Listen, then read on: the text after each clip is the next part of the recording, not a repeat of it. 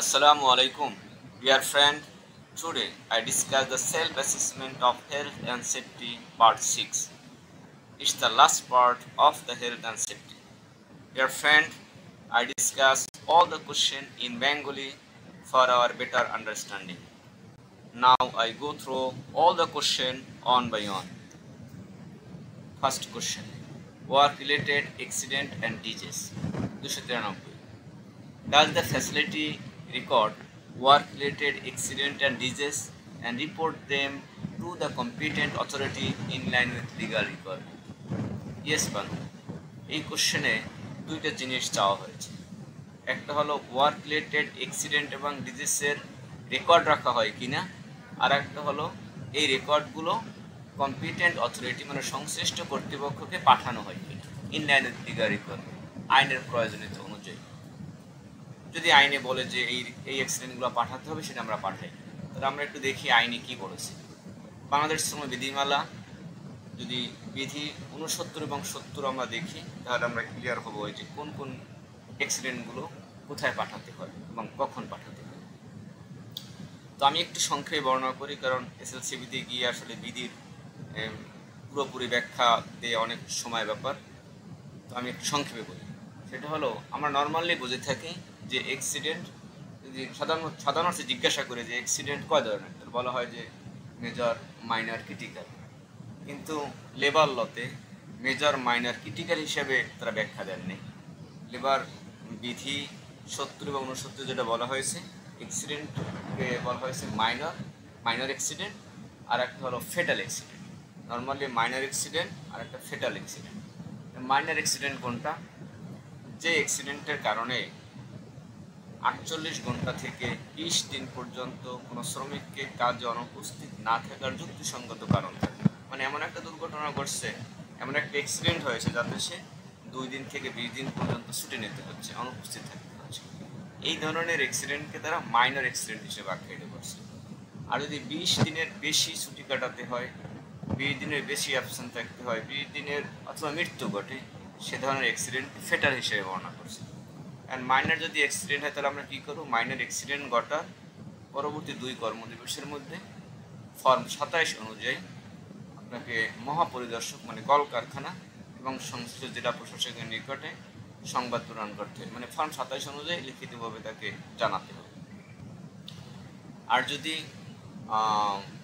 মানে fatal accident হয়, মারা যায়, তাহলে সেক্ষেত্রে হলে আপনাকে দুইটা দিতে হবে। এটা একটা হলো যে দুর্ঘটনা ঘটার পরবর্তী সময় 27 ফর্ম 27 অনুযায়ী একটা, আর পরবর্তী 60 দিনের মধ্যে, অথবা ওই ব্যক্তির সর্বশেষ শারীরিক অবস্থা জানিয়ে, সে যখন ফ্যাক্টরিতে জয়েন করে তার সর্বশেষ অবস্থা জানিয়ে 27 খ অনুযায়ী তাকে একটা আবার অবহিত করতে হয় 27 ফর্ম খ অনুযায়ী।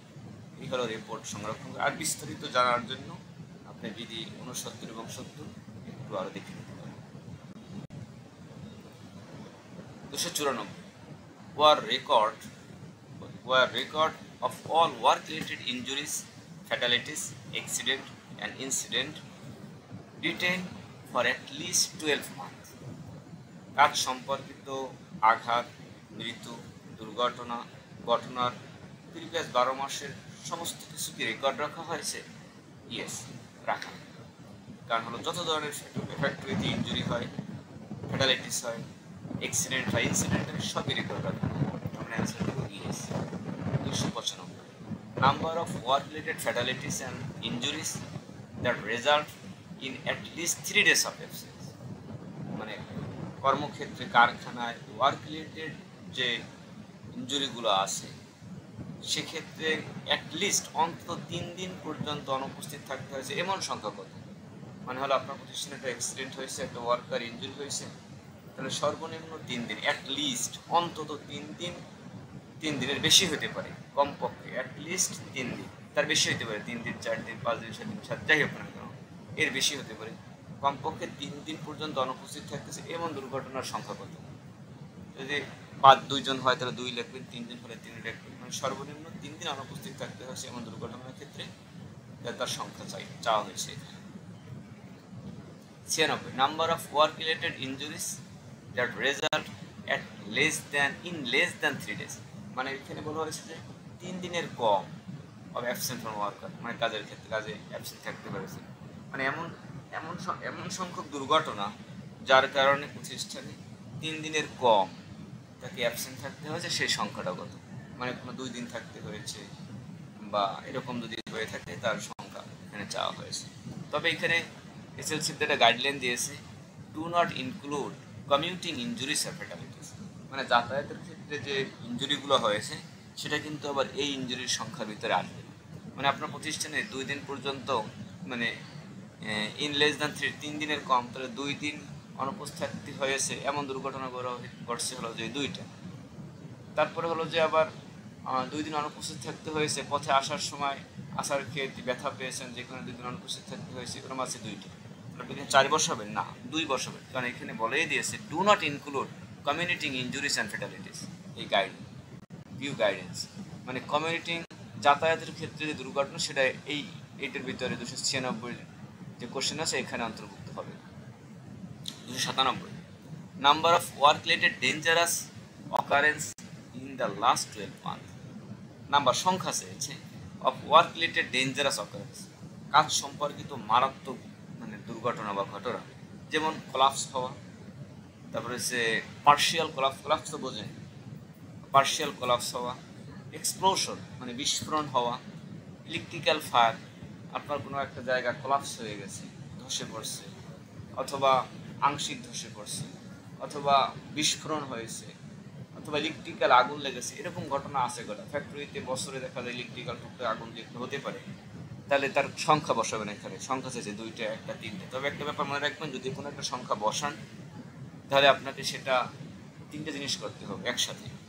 এক হলো আগুন কেন লেগেছে ইনভেস্টিগেশন করতে হবে, ইনভেস্টিগেশন করার সাথে সেখানে রুট কজ অ্যানালাইসিস করে ইনভেস্টিগেশন করতে হবে। দ্বিতীয়ত হলো যে কারেক্টিভ অ্যাকশন কী নিয়েছে, মানে আগুনটা মনে করেন মানে ইলেকট্রিক্যাল আগুনই লেগেছে, তাহলে রুট কজ অ্যানালাইসিস করলেন যে কেন আগুনটা লেগেছে, তাহলে কি ওভারলোডের কারণে লেগেছে, হ্যাঁ রুট কজ অ্যানালাইসিস করে পেয়েছেন যে ওভারলোডের কারণে লেগেছে, বাহ ভালো কথা। এরপরে কী করেছেন, কারেক্টিভ অ্যাকশন কী করেছেন, যে ওভারলোড যাতে করে না থাকে কোথাও সেগুলো সব চেক করে ওভারলোডগুলো রিমুভ করে দিয়েছে, ভালো, এটা হচ্ছে কারেক্টিভ অ্যাকশন। এবার প্রিভেন্টিভ অ্যাকশন, যারা এই কাজ করে তাদেরকে সবাইকে একটা ট্রেনিং দিতে হবে প্রিভেন্টিভ অ্যাকশন হিসেবে, যে এইভাবে ওভারলোড দিয়ে আপনার ইলেকট্রিক্যাল লাইন দেওয়া যাবে না, সবাইকে অ্যাওয়ার করে দিতে হবে। তাহলে আপনি যদি কোনো কিছু দুর্ঘটনার একটা বিষয় লেখেন তাহলে মাথায় রাখতে হবে, সাথে সাথে তার ডকুমেন্টও রাখতে হবে, investigation with root cause analysis, corrective action and preventive action. 298 number of commuting injuries in the last 12 month, মানে যাতায়াতের ক্ষেত্রে যদি দুর্ঘটনা ঘটে থাকে, একটা প্রতিষ্ঠানে 2000-3000 শ্রমিক প্রতিনিয়ত অফিসে আসে, তাহলে পথে আসার ক্ষেত্রে যদি কোনো দুর্ঘটনা ঘটে থাকে তাও তো মেডিকেলে এসে রিপোর্ট করে ওখান থেকে ট্রিটমেন্ট, তাহলে আপনার এরকম কতগুলো যাতায়াতের সময় ইনজুরি আছে সেই সংখ্যাটা 298 নম্বর কোশ্চেনে চাওয়া হয়েছে। In the commuting service provided by the facility কর্তৃক বা আপনার প্রতিষ্ঠান কর্তৃক কি যাতায়াতের সুবিধা দেওয়া হয়, মানে ট্রান্সপোর্ট সুবিধা কি দেওয়া হয়, আপনার গাড়ি বাস বা অন্য কিছু সুবিধা কি দেওয়া হয় কিনা সেটা জানতেছে, যদি দিয়ে থাকেন তাহলে ইয়েস, আর না দিয়ে থাকলে নো। ট্রান্সপোর্ট সুবিধা, এখানে ট্রান্সপোর্ট সুবিধা যদি দিয়ে থাকেন তাহলে ইয়েস, আর না থাকলে no. 300 number question, number of work related disease in the last 12 month, মানে কর্মক্ষেত্রে কাজ সম্পর্কিত রোগ 12 মাসে কতগুলো হয়েছে সেখানে এখানে লিখতে বলেছিলেন। কাজ সম্পর্কিত রোগ কি কি, lung disease cause by textile fibre dust, মানে ময়লা ঢুকিয়ে লাংসের কাশি, ফুসফুসের যক্ষা, ফুসফুসের ক্যান্সার, স্কিন ইনফ্লামেশন হতে পারে যারা কেমিক্যালের সাথে কাজ করে, ওয়েট প্রসেসে কাজ করে, হাতে এরকম ফাঙ্গাস জমে গেছে, হাতে ঘা হয়ে গেছে, ইনফেকশন হয়ে গেছে, এগুলো কিন্তু ওয়ার্ক রিলেটেড ডিজিজ। অথবা দীর্ঘক্ষণ দাঁড়িয়ে থাকতে থাকতে পায়ের গোড়ালিতে ব্যথা, মানে প্রচণ্ড ব্যথা হচ্ছে, মেরুদণ্ডে ব্যথা হচ্ছে, বর্ন ডিজিজ হচ্ছে, এগুলো কিন্তু কাজের ডাক্তার বুঝতে পারবে, ডাক্তার যে বলে যে এটা এই কাজ করতে করতে আপনার হয়েছে, আপনাকে এই কাজ করা যাবে না, এরকম বলে না, এটা হচ্ছে ওয়ার্ক রিলেটেড ডিজিজ। তাই মাথায় রাখতে হবে আমরা এখানে জিরোই দিই, ওয়ার্ক রিলেটেড ডিজিজ দেই না। দিলে আবার যদি ওয়ার্ক রিলেটেড ডিজিজের সংখ্যা এখানে দেন তাহলে কার হয়েছে, তাকে প্রপার আমরা ট্রিটমেন্ট দিচ্ছি কিনা, তাকে ওই কাজ যদি তার জন্য দীর্ঘদিন আর কাজ করা সম্ভব না হয়ে থাকে তার এগেইনস্ট তার বিকল্প কোনো কাজ দিচ্ছি কিনা, তাকে প্রয়োজনীয় ক্ষতিপূরণ যেটা আছে সেটা ইনশিওর করতেছি কিনা, সবগুলোই আপনাকে নিশ্চিত করতে হবে। তো নর্মালি এখানে আমরা অ্যাভয়েড করে যাই, আমরা ইন্টারনালি এগুলো কম্পেনসেশন বলেন, ট্রিটমেন্ট বলেন বা কাজের রিপ্লেসমেন্ট বলেন সবই করি, বাট আমরা অনেক ক্ষেত্রেই এটাকে হাইড করি, মানে হাইলাইট করি না, হাইড করে রাখি। তো আপনি যদি প্রপারলি মেনটেন করতে পারেন কমপ্লায়েন্স ওয়েতে, আপনাকে দেখানোটাই better. 301, does the facility have an established accident investigation procedure for effectively determining root cause and corrective action, যেটা বলছিলাম যে does the facility have an established accidental investigation procedure to effectively determine root cause and corrective action. এই যে বললাম, কোনো একটা ঘটনা যদি আপনি লেখেন, দুর্ঘটনা হোক, তারপর হচ্ছে যে আপনাকে ওয়ার্ক রিলেটেড ডিজিজ হোক বা কোনো অ্যাক্সিডেন্ট হোক, ইনসিডেন্ট হোক, যা কিছুই হোক না কেন, প্রত্যেকটারই একটা ইনভেস্টিগেশন প্রসেস থাকতে হবে এবং সেটাকে রুট কজ অ্যানালাইসিস থাকতে হবে, কারেক্টিভ অ্যাকশন থাকতে হবে। জি আছে আমাদের, আমরা নর্মালিও যদি মাইনর ইনজুরি যদি ঘটে সেটারও আমরা রুট কজ অ্যানালাইসিস করে থাকি উইথ কারেক্ট ওই ইনভেস্টিগেশন করে থাকি উইথ রুট কজ অ্যানালাইসিস এবং কারেক্টিভ অ্যাকশন, প্রিভেন্টিভ অ্যাকশন সবগুলো নিয়ে থাকি আমরা। ইয়েস অ্যান্সার দেব।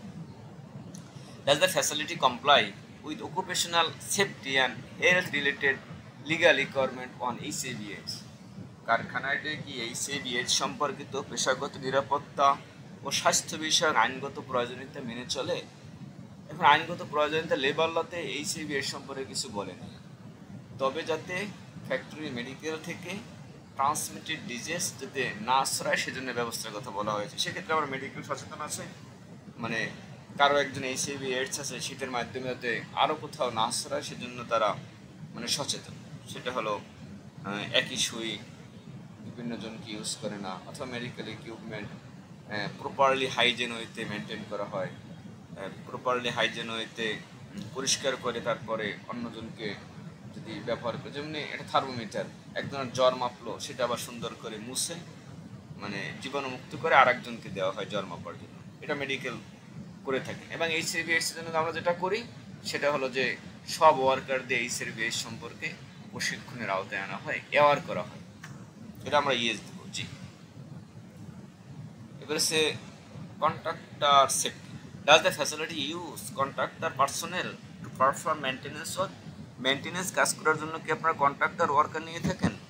যদি কোনো প্রতিষ্ঠান ইন্টারনাল মেনটেন্যান্সের টিম না থাকে, বাহির থেকে হায়ার করে মেনটেন্যান্স করতে হয়, তারা ইয়েস দেবে, আর যাদেরকে ইন্টারনাল টিম আছে তারা তো নো দেবে।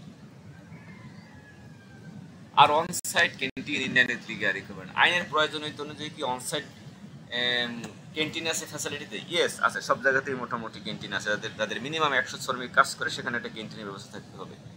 এইটার জন্য আপনারা ধারা 92 মানে সেকশন 92 এবং বিধি 90 এই অংশগুলো একটু দেখে নেবেন, তাহলে যেমন বিধি 87, বিধি 90 মানে 87, 88, 89, 90 এই বিধিগুলো যদি একটু ভালো করে দেখেন তাহলে ক্যান্টিন সম্পর্কে অনেক কথাই বলেছেন, যে মিনিমাম 100 শ্রমিক হলে ক্যান্টিন থাকতে হবে, ক্যান্টিনে একটা কমিটি থাকতে হবে, যেখানে শ্রমিক পক্ষ থাকবে, কমিটিতে মালিক পক্ষ থাকবে, এবং শ্রমিক পক্ষ থেকে মিনিমাম 2 জন মালিক আর মিনিমাম 2 জন সর্বোচ্চ 5 জন মানে সমসংখ্যক প্রতিনিধি নিয়েই আপনার ক্যান্টিন কমিটি গঠন করতে হবে। এবং শ্রমিক যে সংখ্যা থাকবে এটা নির্বাচিত পিসি কমিটির মাধ্যমেই শ্রমিকদের যে সদস্য সংখ্যা যারা থাকবে তাদেরকে নির্বাচন করবেন যে কারা কারা শ্রমিক পক্ষ থেকে ক্যান্টিন কমিটির সদস্য থাকবেন, এভাবে ক্যান্টিন কমিটি গঠন করতে হবে। এটা একটা অলাভজনক একটা ক্যান্টিন হবে, মানে ক্রয় মূল্যে বিক্রি করতে হবে, এখানে লাভ করা যাবে না। অনেকেই আবার কোশ্চেন করে থাকেন যে স্যার ক্যান্টিনের যে লাভ হবে এই লাভটা কোন খাতে ব্যয় করা হবে বা কিভাবে এটা মেনটেন করা হবে? মেইন কথাই হলো যে লাভই থাকবে না, এটা হলো যে অলাভজনক। এখানে যে মূল্যে ক্রয় করবেন সেই মূল্যে বিক্রি করবেন, আরও মালিকের লস, কারণ এখানে একটা ক্যান্টিন বয় দিতে হচ্ছে, তার বেতন দিতে হচ্ছে, এটা শ্রমিকদের কল্যাণ, এটা মালিক বহন করবে। ঠিক আছে, তো ভালো মানে বেটার জানার জন্য ধারা 92 এবং বিধি 87, 88, 90 এটা সুন্দর করে দেখে নেবেন। Does the facility have any of the following safety measures in place regarding canteen eating area? এখানে বলা হয়েছে প্রতিষ্ঠান কি নিম্নোক্ত নিরাপত্তামূলক ব্যবস্থা গ্রহণ করে ক্যান্টিন এবং ইটিং এরিয়া সম্পর্কে? এখানে ক্যান্টিন এবং ইটিং এরিয়া অবলিক দিয়েছে কেন, মানে এখানে মানে শ্রম আইনের সেকশন মেবি 92 এবং 90-তে মনে হয় মানে ইটিং এরিয়ার জন্য আলাদা একটা সেকশন আছে, ক্যান্টিন এরিয়া এবং ইটিং এরিয়া।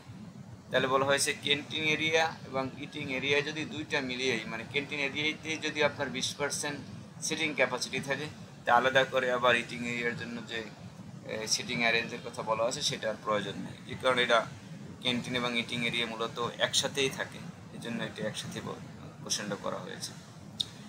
যে 305, ক্যান্টিন এবং eating area are separate from the production area. অবশ্যই ক্যান্টিন বা ইটিং এরিয়া যেটাই আমরা আসে না কেন, প্রোডাকশন সেকশন থেকে আলাদা করে রাখা হয়েছে। ক্যান্টিন এবং eating area are protected from the element to provide adequate seating, table, lighting. অবশ্যই ক্যান্টিন এরিয়ায় পর্যাপ্ত সিটিং অ্যারেঞ্জমেন্ট আছে, লাইটিং আছে এবং টেবিল আছে। ক্যান্টিন বিধি 87, যে বললাম 87, 88, 89, 90 বিধি ক্যান্টিন সম্পর্কে যত বিধি মানে যত নিয়মকরণ আছে এখানে বলা আছে। 307, food preparation, storage and eating area are kept clean, safe and hygiene, temperature, ventilation, lighting and noise. মানে ক্যান্টিন এবং ইটিং এরিয়া যেখানে প্রস্তুত করা হয় খাবার বা রাখা হয়, সেখানে পরিষ্কার থাকবে, সেফ থাকবে, হাইজিন থাকবে, টেম্পারেচার তাপমাত্রা স্বাভাবিক থাকবে, আলো বাতাস, ভেন্টিলেশন, আলো বাতাস সহজে ঢুকবে, পর্যাপ্ত লাইট থাকবে, নয়েজ থাকবে না। অবশ্যই এরকমই আছে, আমরা এক্স সিলেক্ট করবো, কারণ আপনাকে মনে আছে না পূর্বের কোশ্চেনটা এরকমই ছিল। এই যে does the facility have any of the following safety measures in place regarding canteen eating area? Canteen eating এরিয়াতে নিরাপত্তামূলক ব্যবস্থা গ্রহণ করেছে? Select all that apply with. যদি করে থাকে তাহলে এক্স দ্বারা সিলেক্ট করতে বলা হয়েছে।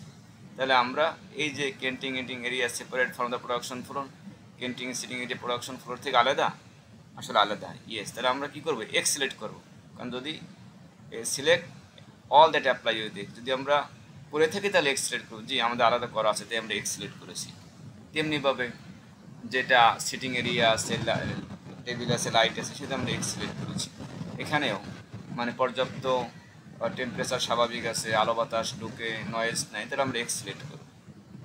308, food is prepared in a manner that reduce the potential for foodborne illness। মানে খাদ্যজনিত রোগ। খাদ্যজনিত রোগ কি?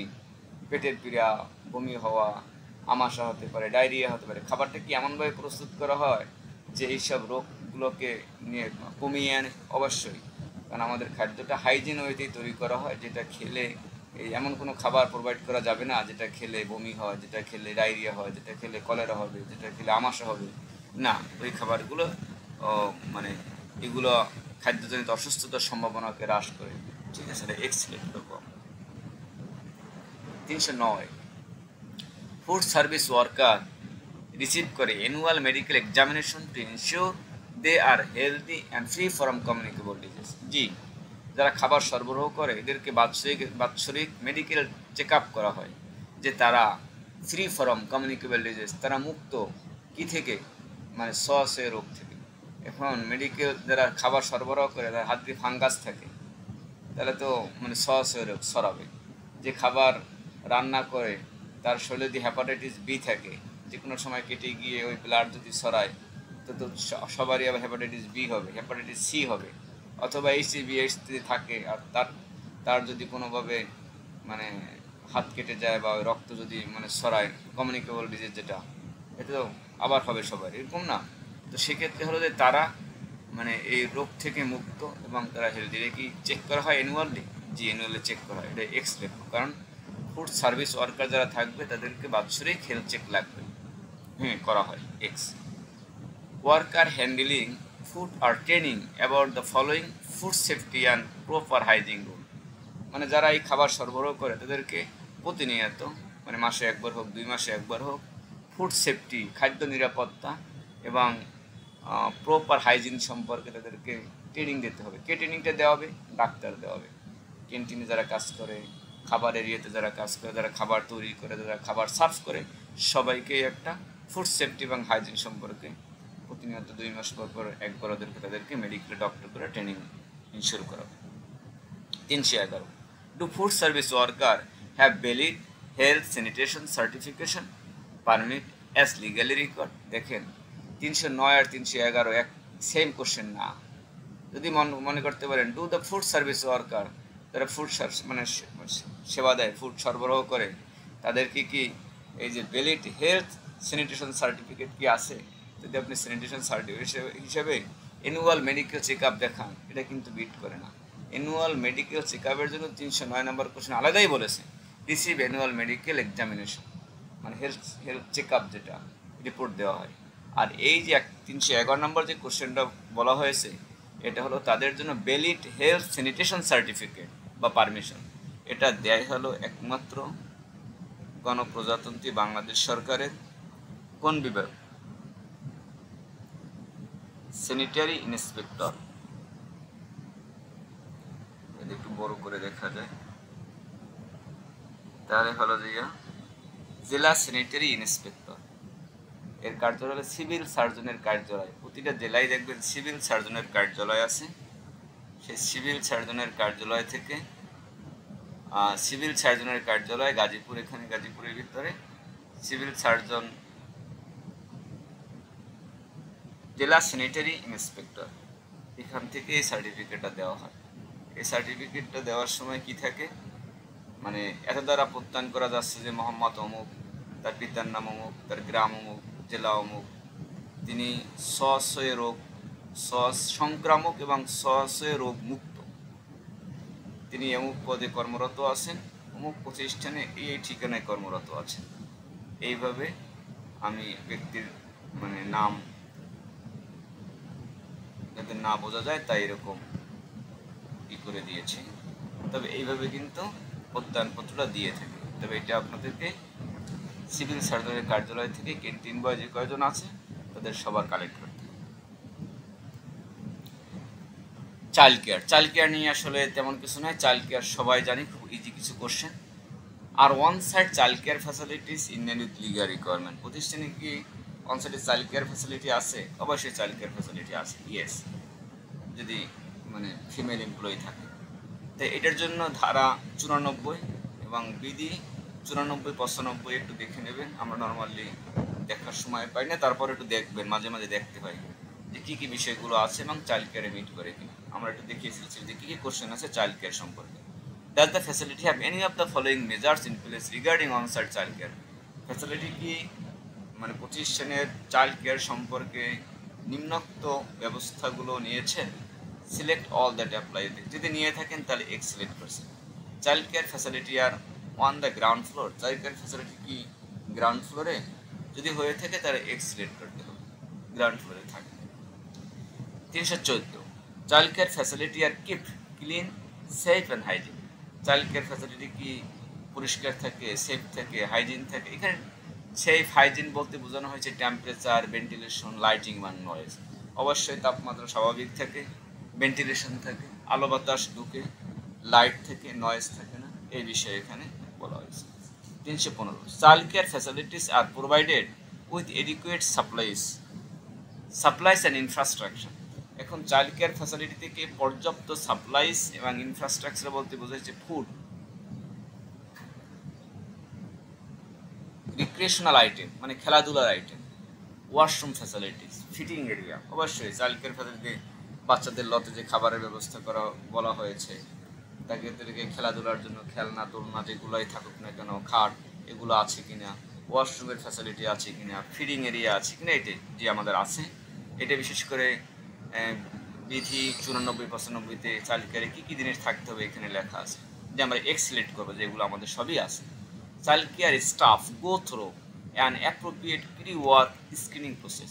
চাইল্ড কেয়ার স্টাফ বলতে বোঝাচ্ছে চাইল্ড গিভার যারা আছেন তাদেরকে কি তারা অভিজ্ঞ, প্রি স্ক্রিনিং প্রসেস, তারা কি স্ক্রিনিং করে ওখানে যায়, মানে অভিজ্ঞ হয়ে ওখানে যায়।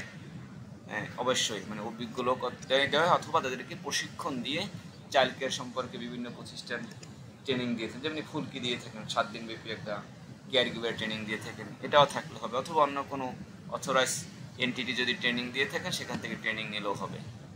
317 child care staff are present in sufficient number to ensure the safe and wellbeing of the number of children present. মানে আপনার প্রতিষ্ঠানে যতজন শিশু চাইল্ড কেয়ারে আছে সেই অনুযায়ী কি পর্যাপ্ত সংখ্যক বাচ্চাদের নিরাপত্তা দেওয়ার জন্য পর্যাপ্ত সংখ্যক কেয়ার গিভার আছে? অবশ্যই আছে। মানে আপনার চাইল্ড কেয়ারের বাচ্চা অনুযায়ী আনুপাতিক হারে আপনার কেয়ার গিভার আছে। এখানে একটা কোশ্চেন হলো, বলতে পারেন যে তাহলে কতজন বাচ্চা থাকলে কতজন কেয়ার গিভার থাকতে হবে। এর আসলে লতে এরকম স্পেসিফিক করে দেয় নাই যে 10 জন থাকলে 2 জন, 20 জন থাকলে 3 জন, এরকম করে কিছুই দেয় নাই। তবে আপনার ব্যাপার হলো যে বাচ্চাদের দেখাশোনার জন্য যথেষ্ট সংখ্যক কেয়ার গিভার আছে কি। তাহলে আমি মনে করেন আপনার 10 জন আছে, 10 জন হলে কি একজন মানে কেয়ার গিভার দ্বারা টেক কেয়ার করা সম্ভব? আসলে সম্ভব না। কারণ হলো কি 10 জন বাচ্চা একজনে প্রস্রাব করে দেবে, একজনে হাবু করলো, একজনে একদিকে দৌড় দেবে, তো একার পক্ষে নিয়ন্ত্রণ করা সম্ভব না। তো মিনিমাম 2 জন তো থাকে।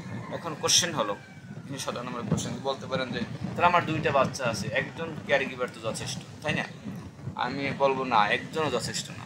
কারণ হলো একজন বাচ্চা হয়েছে, একজন কেয়ার গিভার, তাকে যথেষ্ট? তাও যথেষ্ট না। কারণ হলো যিনি কেয়ার গিভার আছেন তিনি কি অসুস্থ হবেন না? তার কি ছুটির প্রয়োজন নাই? তিনি কি লিভ নেবেন না? এক্ষেত্রে মিনিমাম 2 জন মানে রিকোয়ারমেন্ট যেটা, কিন্তু লতে কিন্তু স্পেসিফিক করে নাই। তবে আপনারা অন্যভাবে মেকানিজম করে রাখতে পারেন যে একজনকে ট্রেনিং দিয়ে রাখলেন, উনি যদি ছুটি নেয় তাহলে ইনি প্রক্সি হিসেবে এখানে সময় দেবেন। এরকম যদি হতে পারে সেটাও আপনারা ইন্টারনালি নিতে পারেন। তবে লতে কিন্তু স্পেসিফিক করে বলে দেয়। 318 capacity of child care facility sufficient to cover the need of all worker. শিশু যত্ন ক্ষেত্রে ধারণ ক্ষমতা সকল শ্রমিকদের প্রয়োজন মেটানোর জন্য যথেষ্ট। মানে আপনার প্রতিষ্ঠানে শ্রমিক আছে 5000, আমি এমন একটা চাইল্ড কেয়ার করলেন যেখানে 3 জন বাচ্চা থাকতে পারে, 2 জন থাকতে পারে, তাহলে এটা যথেষ্ট না। আপনার যতজন শ্রমিক আছে সেই আনুপাতিক হারে কি আপনার চাইল্ড কেয়ার শিশু যত্ন কেন্দ্র কি ধারণ ক্ষমতা যথেষ্ট আছে? এটাও কিন্তু লতে বলে দেয় যে 5000 ওয়ার্কার থাকলে মিনিমাম 50 জন বাচ্চা রাখার ক্ষমতা থাকবে। চোখের দেখার উপর যে ছোট্ট একটা চাইল্ড কেয়ার করলেন যেখানে বাচ্চা রাখা যাবে, তো এখানে মানে চোখে ধরা বলে বলবে যে আপনার চাইল্ড কেয়ারটা আসলে খুবই ছোট, এরকম বলে দেবে। কিন্তু আপনাকে একটা স্ট্যান্ডার্ড হইতে রাখতে হবে, যেহেতু লতে কিছু বলা নেই। 319 A system in place to ensure that child care are only released to parents or other authorized adult guardian। যখন বাচ্চা ছুটির পরে নিয়ে যায় অবশ্যই তার মা বাবার হাতে দিতে হবে, অথবা অথরাইজ অ্যাডাল্ট গার্ডিয়ান। মা যদি অথরাইজ করে যায় যে সন্ধ্যা 6টার দিকে বা 5টার সময় আমার যদি ওটি থাকে আমার বাবা এসে নিয়ে যাবে বা আমার মা এসে নিয়ে যাবে, তবে অথরাইজ করা থাকবে যে ওই বাচ্চার যে অন্য যে ব্যক্তি নেন তাকে অবশ্যই যেন তার আগে থেকে নাম দাম ঠিকানা তার চেনা জানা থাকে, আগে থেকে যেন অথরাইজ করা থাকে। আচ্ছা, এইখানে বলছে নন অফ দ্য উপরে একটাও না, এটা চুজ থাকবে, উপরে অনেকগুলোই তো আমরা প্র্যাকটিস করে আসতেছি। তবে এইখানে আমার একটা ছোট্ট কোশ্চেন আমি অ্যাড করলাম, আপনি ধারা 94 পড়ে দেখবেন। উহাতে বলতে চাইল্ড কেয়ারে অবস্থানরত প্রত্যেক শিশুর জন্য মেজের পরিমাণ হবে কমপক্ষে 600 বর্গ সেন্টিমিটার। এটা আমরা পড়ে থাকি, ল পড়ি, কিন্তু কখনো কি একটু ক্যালকুলেশন করে দেখেছি 600 বর্গ সেন্টিমিটারে কতটুকু জায়গা হয়? আসলে এটা লয়ের একটা ত্রুটি। 600 বর্গ সেন্টিমিটার জায়গা হলো প্রায় 1 স্কোয়ার ফিটও না, মানে এদিকে 12 ইঞ্চি ওদিকে 12 ইঞ্চি, তাও হয় না। একটা শিশুর জন্য যদি 1 স্কোয়ার ফিটও জায়গা না দেন তাহলে সেটা কি করে সম্ভব? এইখানে লয়ের ত্রুটি আছে। এখানে 600 বর্গ সেন্টিমিটার জায়গা একটা শিশুর জন্য যথেষ্ট না, এটা হয়তো কারেকশন করবে যারা এই ল নিয়ে কাজ করেন এবং প্রতিনিয়ত আপডেট রাখে। চিলড্রেন নিয়ে কি আছে? Are children below the legal minimum age for employment allowed in the production area even if they are not working? আইনগত ন্যূনতম কর্মসংস্থান বয়সের নিচে মানে 18 বছরের নিচে অথবা 14 বছরের নিচে থাকা শিশুদের কি উৎপাদন এলাকায় প্রবেশ অনুমতি দেওয়া হয় যদিও তারা কাজ করে না? Even if they are not, যদিও তারা কাজ করে না, কোনো শিশুদেরকেই প্রোডাকশন এরিয়াতে মানে এন্টিটি অ্যালাউ করা হয় না, যদি কাজ করুক বা না করুক। দেন অ্যান্সার হবে no. Children, does the facility provide all legally required facilities? মানে প্রতিষ্ঠান কি আইনে যে সমস্ত সুবিধার কথা বলা আছে সেটা কি অবশ্যই বাচ্চাদের জন্য যেটা বলা আছে সেটা কি প্রোভাইড করে থাকে? অবশ্যই করে। অ্যান্সার হবে yes. Does the facility provide, প্রতিষ্ঠান কি প্রোভাইড সরবরাহ করে থাকে অল লিগালি রিকোয়ার্ড ফ্যাসিলিটিস, আইনে প্রয়োজনীয় সুবিধাগুলো? হ্যাঁ, অবশ্যই করে থাকে। কাদের জন্য? শোষিতদের জন্য যেগুলো আইনে বলা আছে সবগুলোই করে থাকে। Our facility practice fail to comply with legal requirement not cover elsewhere regarding health and safety. Answer হবে no. বলছে আর ফ্যাসিলিটি প্র্যাকটিস ফেল, ফ্যাসিলিটিকে অনুসরণ করতে ব্যর্থ, টু কমপ্লাই মানতে, উইথ এনি লিগাল রিকোয়ারমেন্ট আইনে যে সমস্ত রিকোয়ারমেন্টগুলো আছে, not cover elsewhere regarding health and safety, health and সেফটির পার্টেও মানে বর্ণনা করা হয় নাই বা হেলথ অ্যান্ড সেফটির পাশে আসে নাই এমন কোনো বিষয় যেটা আইনে আছে বাট হেলথ অ্যান্ড সেফটির এই পার্টে বলা হয় না, এমন কোনো বিষয় আছে যেগুলো কি মানতে ব্যর্থ না। মানে হেলথ অ্যান্ড সেফটিতে যেগুলো কোশ্চেন আছে এটা তো আমরা মেনে থাকি, এর বাইরেও আইনে যদি কিছু থাকে সেগুলো আমরা মেনে থাকি, কোনো কিছু আমরা মানতে ব্যর্থ নই, আমরা অ্যান্সার দেব no. Is the facility fail, facility কি ব্যর্থ to comply with legal requirement for health and safety pertaining মানে সম্পর্কিত বা বিষয় হেলথ অ্যান্ড সেফটি বিষয়, to non production worker, non production worker আছেন অথবা অনসাইট সাবকন্ট্রাক্টর ওয়ার্কার। মানে নন প্রোডাকশন ওয়ার্কার তো বুঝি আমরা, তো নর্মাল তারা ডাইরেক্ট ওয়ার্কারে কাজ করে, মানে production worker. Non production worker মানে সাবঅর্ডিনেট ডিপার্টমেন্ট আছে, মেনটেন্যান্স আছে, মেডিকেল আছে, অথবা অন্যান্য যে ডিপার্টমেন্ট আছে নন প্রোডাকশন ওয়ার্কার, এদের ক্ষেত্রেও কি হেলথ অ্যান্ড সেফটির সেগুলো এনশিওর করতে আমরা ব্যর্থ না। আমরা production worker, non production worker, subcontractor সবার জন্য হেলথ অ্যান্ড সেফটি এনশিওর করে থাকি, আমরা ব্যর্থ নই, অ্যান্সারটা হবে no. Please describe any concern or difficulties with question list in this session. এই সেশনে যে কোশ্চেন লিস্টগুলো আছে এখানে যদি ডিফিকাল্টিস ফেস করে থাকেন অথবা কোনো কনসার্ন কোনো বিষয়ের উপর থাকেন তাহলে এখানে আপনি কমেন্টস লিখতে পারেন। আমি লিখলাম নন অ্যাপ্লিকেবল, আমার নাই তাই আমি নন অ্যাপ্লিকেবল লিখেছি, আপনার থাকলে আপনি লিখতে পারেন। এই পর্যন্ত হেলথ অ্যান্ড সেফটি কোশ্চেন সব শেষ। মূলত হলো 324টা কোশ্চেনে হেলথ অ্যান্ড সেফটিতে আছে, আমাদেরকে এক এক করে 6টা সেশন করে আমরা শেষ করলাম। তবে একটু আমি যাই, মানে হেলথ অ্যান্ড সেফটির প্রথম যে পার্টটা আমি ক্লাস মানে পার্ট 1-এ যে ক্লাসটা দিয়েছিলাম সেইখানে 28 নাম্বার কোশ্চেন দেখবেন, মানে টয়লেট এবং রেস্টরুম নিয়ে 28টাই। মানে ফর মিনিস্ট্রাল প্রোডাক্ট বলতে নিত্য প্রয়োজনীয় পণ্য যেমন চাল, ডাল, গম, আটা, ময়দা এদেরকে বোঝানো হয় নাই।